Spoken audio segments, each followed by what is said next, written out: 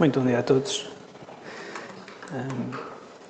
É bom podermos reunirmos num domingo de manhã de calor, aqui num local fresquinho, não é? Graças também à tecnologia, e estarmos aqui confortáveis fisicamente e desfrutarmos de um bom tempo. E é bom estarmos uns com os outros, partilharmos também da companhia e de uns dos outros e da comunhão uns com os outros. Contudo, melhor ainda, creiamos ou não, gostemos ou não, melhor ainda é sermos exortados e corrigidos muitas das vezes pela Palavra de Deus.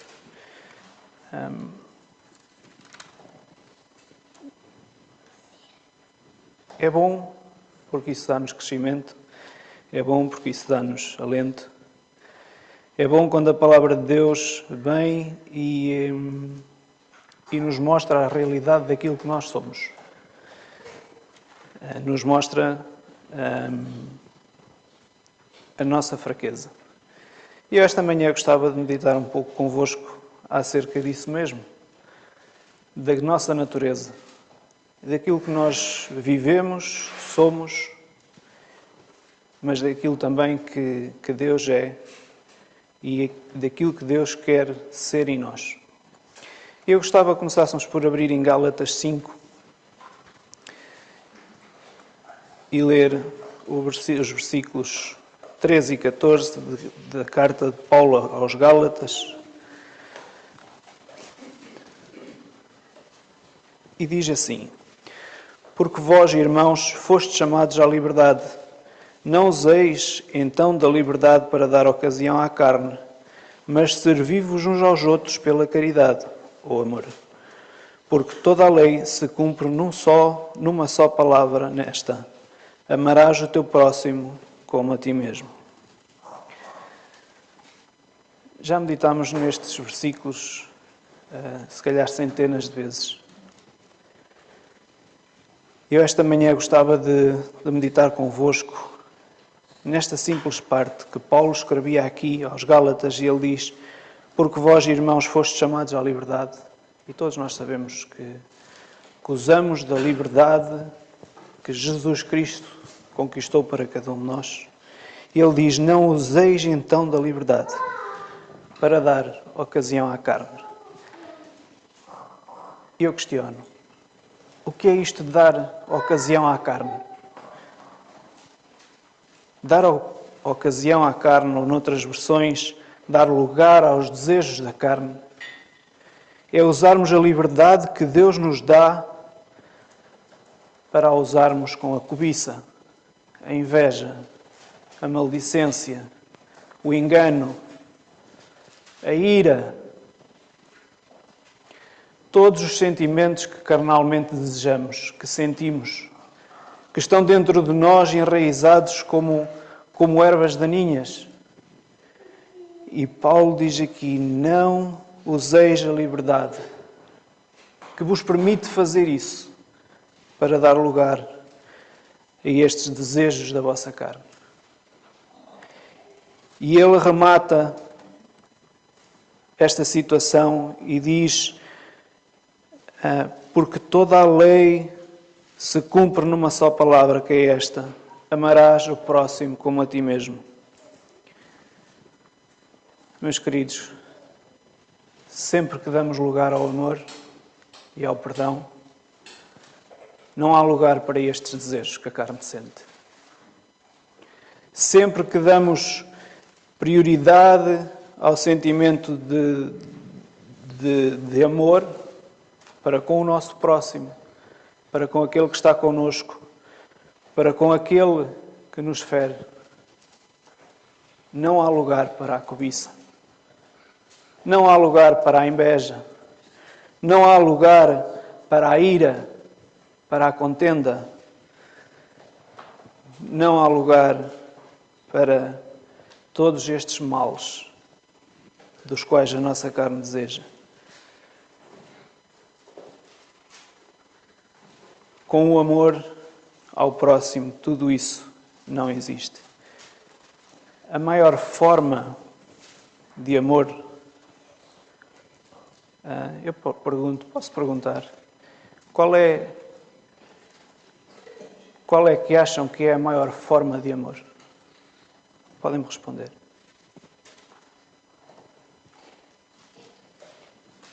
Qual é a maior forma de amor?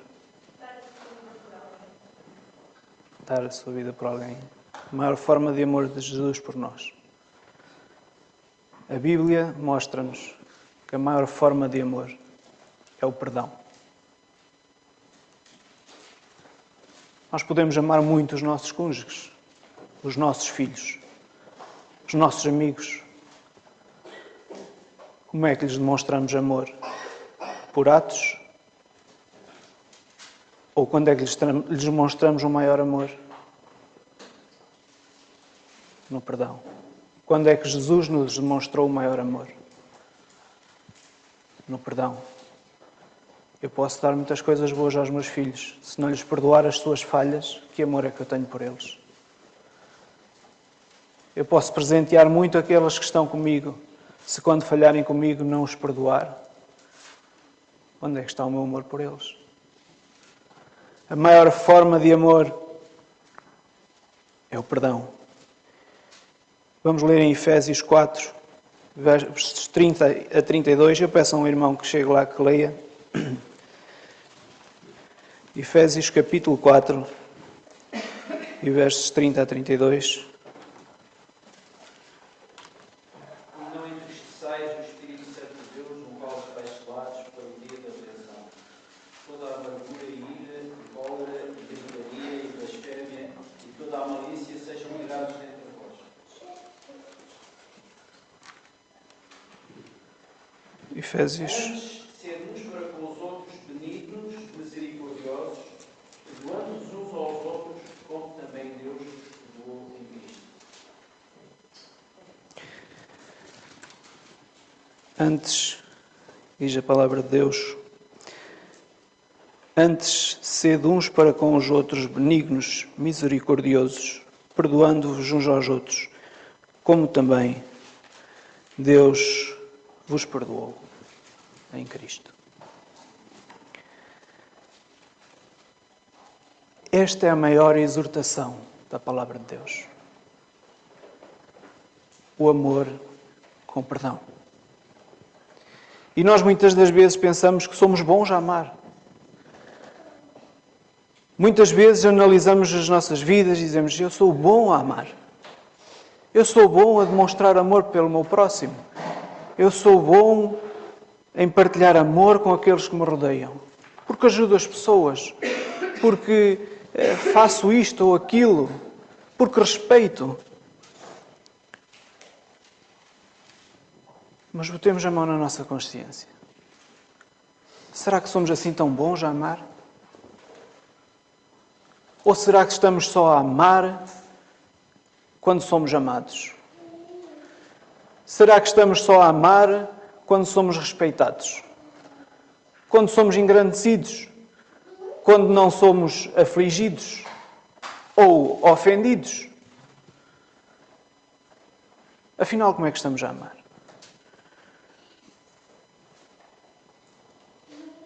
Se calhar não somos assim tão bons a amar.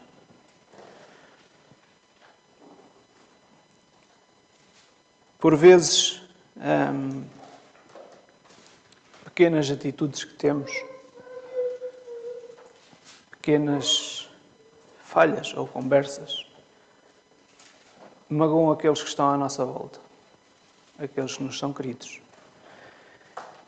Isto já aconteceu comigo e não devo ser filho único nesta situação. E às vezes a gente apercebe-se que a pessoa que ficou diferente. Mas a nossa consciência diz, eu não disse nada de mal. Isso é insignificante. Podemos pensar assim, isso passa. Ele esqueça isso. Desvalorizamos aquilo que possamos ter colocado no coração do outro. Sabe o que é que Salomão diz a respeito disto? Vamos lá ler em Provérbios 18, 19. Provérbios, capítulo 18 e verso 19. E diz assim: o irmão ofendido é mais difícil de conquistar do que uma cidade forte, e as contendas são como um ferrolho de um palácio, como os ferrolhos de um palácio. É um irmão ferido, alguém magoado, que não põe em prática o perdão. Alguém magoado do qual não nos abeiramos para pedir perdão. Essa pessoa é mais difícil de alcançar do que uma cidade fortificada, de conquistar. A palavra de Deus diz-nos que é mais forte do que os ferrolhos de uma cidade, que eram aqueles portões enormes que estavam trancados. E isto também não é assim connosco. Quando nos sentimos ofendidos com uma palavra, não trancamos o nosso coração ao sentimento, não trancamos o nosso coração à palavra, a falar, a dar, a receber. Tantas vezes podemos ouvir pessoas a dizer, ou até nós, se não cuidarmos do nosso coração, eu não lhe perdoo.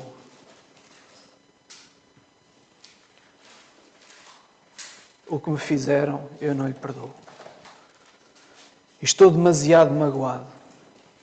Estou demasiado ofendido. Eu não lhe perdoo. Alguém algum dia nos pode ofender mais do que nós ofendemos a Deus? Alguém algum dia nos pode magoar mais do que o nosso pecado magoa diariamente a Deus?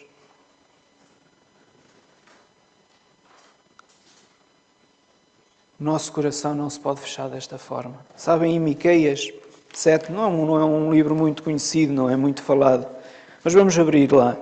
Miqueias capítulo 7 e verso 18. Um irmão também pode ler, que a voz está-me a começar a faltar e pode não chegar ao fim. Miqueias 7, 18.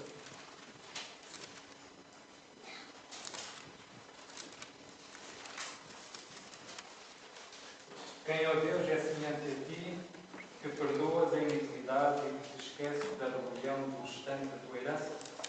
O Senhor não retém a sua ira para sempre, porque tem prazer da benignidade. O Senhor não retém a sua ira para sempre, porque Ele tem prazer na benignidade, na bondade, no amor. Mas este versículo inicia com uma pergunta muito boa.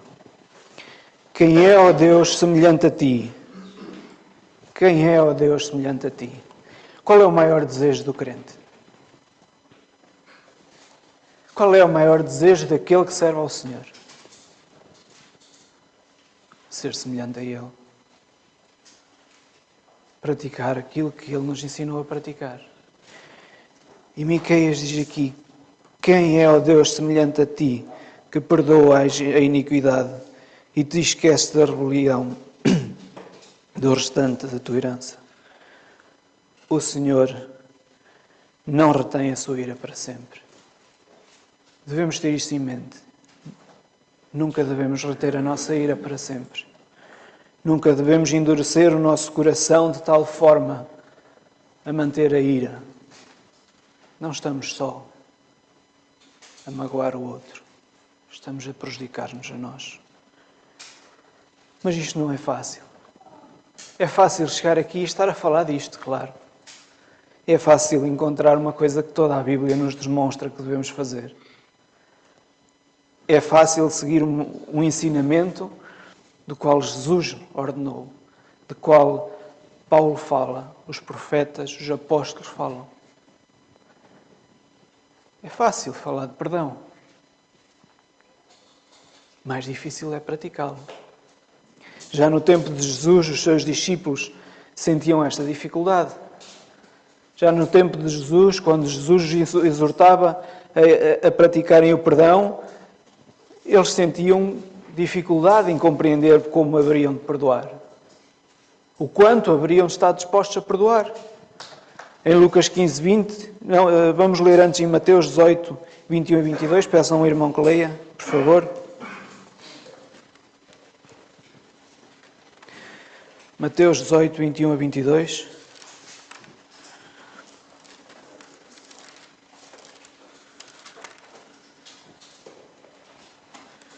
Então Pedro aproximou-se dele e disse: Senhor, até quantas vezes pecará o meu irmão contra mim e eu lhe perdoarei?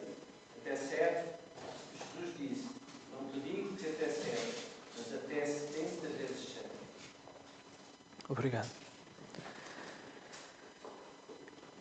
Aqui está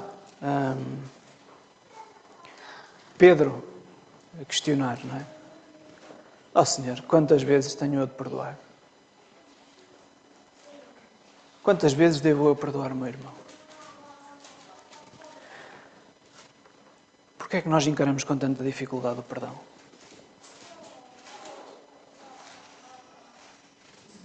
Porquê é que nos custa tanto o perdão? Será porque isso achamos nós que é um sentimento de humilhação?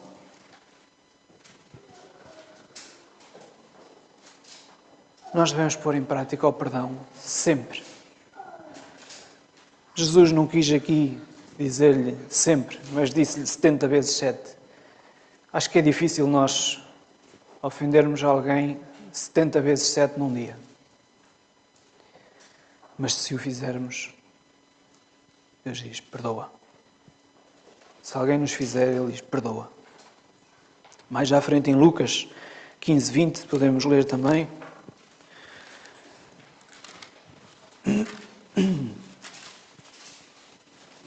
Capítulo 15, verso 20.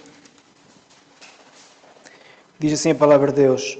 E levantando-se foi para seu pai, e quando ainda estava longe, viu-o seu pai, e se moveu de íntima compaixão, e correndo lançou-se-lhe ao pescoço. Esta é a história que Jesus fala do filho pródigo, não é? Já a lemos muitas vezes. E quando meditava no perdão, este exemplo deste pai mostrou-me algo importante. Quando estamos ofendidos ou feridos, ou pelo menos eu, há uma coisa que tenho muita dificuldade em fazer. É demonstrar disponibilidade para o perdão. É demonstrar disponibilidade para perdoar. Vontade de perdoar. Sabem, este pai ainda não tinha ouvido uma palavra do seu filho. Ele certamente estava magoado com a atitude do filho, entristecido. Mas antes que o filho pudesse dizer uma única palavra, ele demonstrou ao filho que estava disponível para o perdoar, que estava disponível para o ouvir, para o amar. Ele correu para o seu filho. O seu filho já tinha tomado a iniciativa, sim, mas estava longe. Então ele correu para o seu filho e abraçou-o e beijou-o. Esta foi a mesma atitude que Jesus teve por cada um de nós. Quando nós estávamos na pior fase, quando estamos na pior fase da nossa vida, empobrecidos, enfiados no pecado, Deus continua a amar-nos.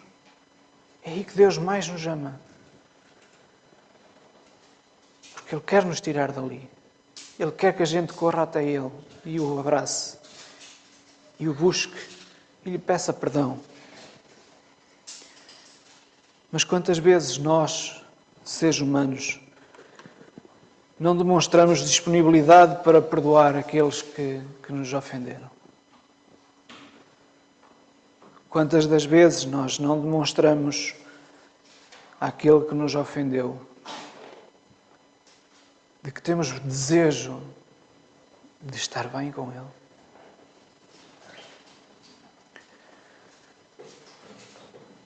Muitas das vezes aquele que nos ofendeu não teve, se calhar, a consciência de o ter feito. Talvez não tenha compreendido, ou não tenha sido a sua intenção. No capítulo 17 de Lucas, um pouco à frente, uma página ou duas nas vossas Bíblias, daquele que lemos, Lucas descreve assim no capítulo 7 e verso 3. Olhai por vós mesmos, e se teu irmão pecar contra ti, repreende-o. E se ele se arrepender, perdoa-lhe. E se ele pecar contra ti 7 vezes no dia, e 7 vezes no dia vier ter contigo dizendo, arrependo-me, perdoa-me. Perdoa-lhe.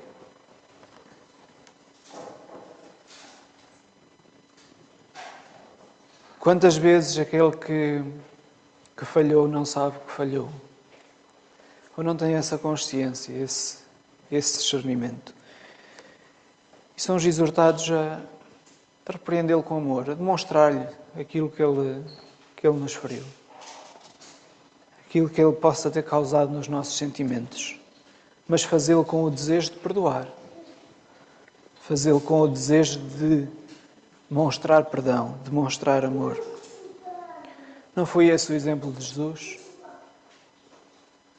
Vocês acham que aqueles que o estavam a crucificar tinham consciência do que estavam a fazer?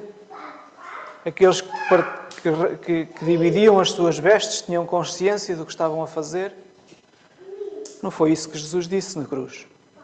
Em Lucas 23, podemos ler, um pouco mais à frente, Lucas 23,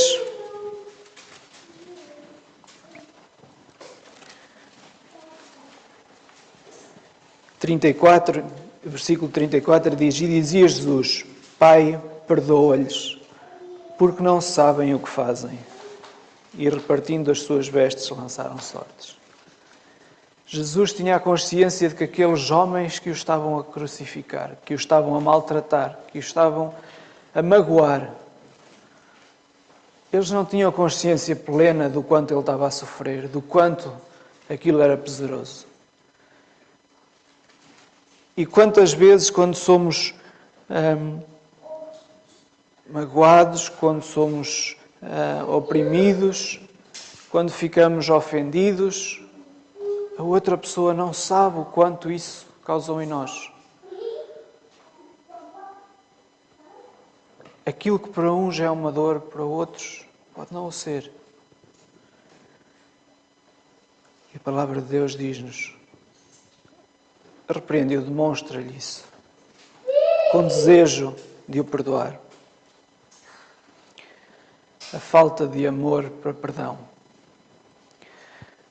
pode, não só pode, cria divisão. A falta de amor com perdão divide pessoas, divide famílias, divide igrejas, divide nações. A falta de amor com perdão destrói.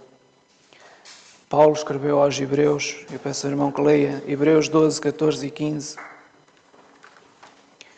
Todos nós conhecemos estas passagens, mas é sempre bom lermos. E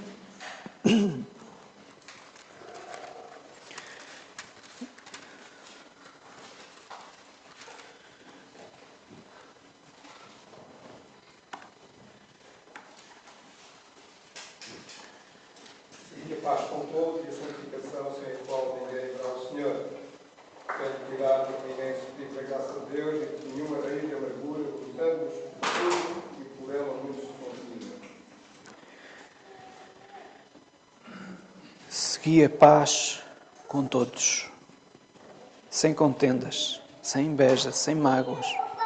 Segui a paz com todos e a santificação sem a qual ninguém verá o Senhor. Tendo cuidado de que ninguém se prive da graça de Deus e de que nenhuma raiz de amargura, nenhum desentendimento, nenhuma mágoa, nenhuma ferida, nada disso os separe.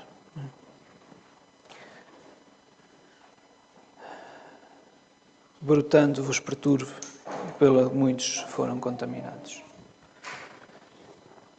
A falta de amor com perdão, ela destrói.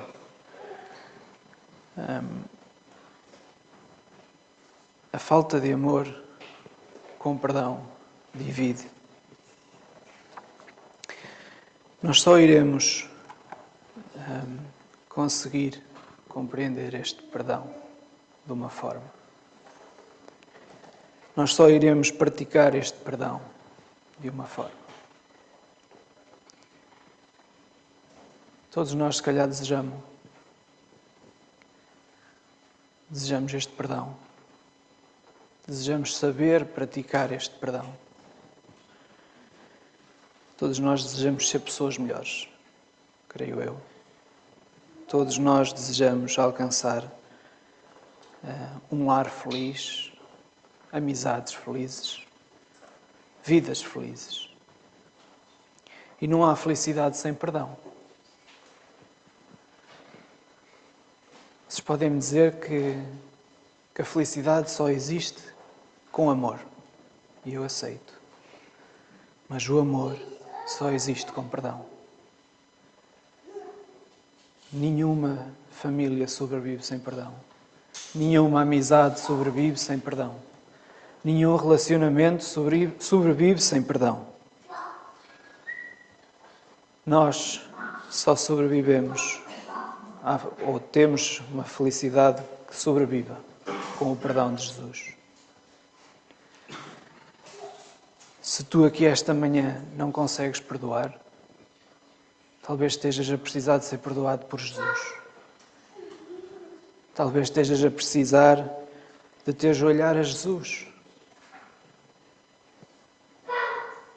Porque se calhar precisas de perdão. Pela tua amargura, pelas tuas falhas. Não é só pelo que os outros nos fizeram, é por aquilo que nós estamos a fazer. Se não conseguimos pôr em prática o amor de Deus, é porque não estamos a viver no amor de Deus.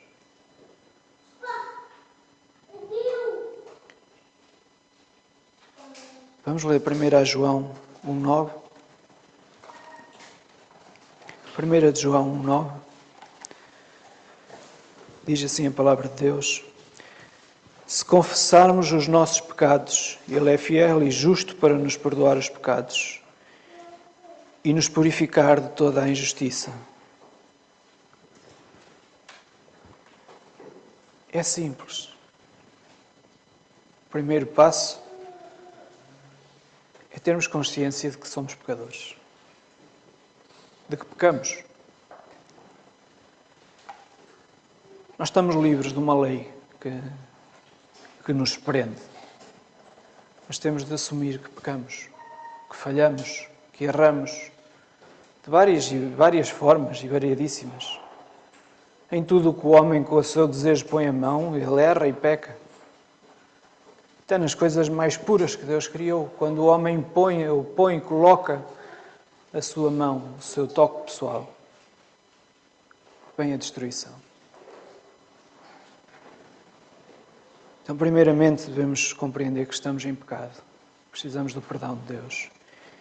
E como o Marcos dizia há pouco, acerca da obediência, quando o Tito orou para que nos ajudes a obedecermos, assim como nós precisamos do Espírito de Deus para lhe podermos obedecer, nós precisamos de estar salvos e andar no amor e na salvação, no perdão de Deus, para podermos perdoar.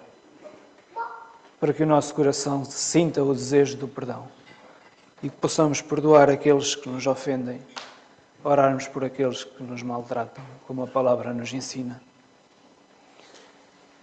Termos disponibilidade para perdoar. Desejo de perdoar aqueles por quem temos sido ofendidos. E a ofensa pode não ser grande para o outro e para nós ser. As pessoas muitas das vezes agarram-se a pequenas coisas e fazem delas uma grande e valiosa ofensa. Mas com o amor de Deus, um amor de perdão, o perdão que Ele exerce por cada um de nós, assim podemos estar mais próximos de Deus. Nós só podemos demonstrar a Deus exercendo o perdão de Jesus. O quanto mais perdoarmos, mais próximos vamos estar de Deus. Que Ele nos ajude.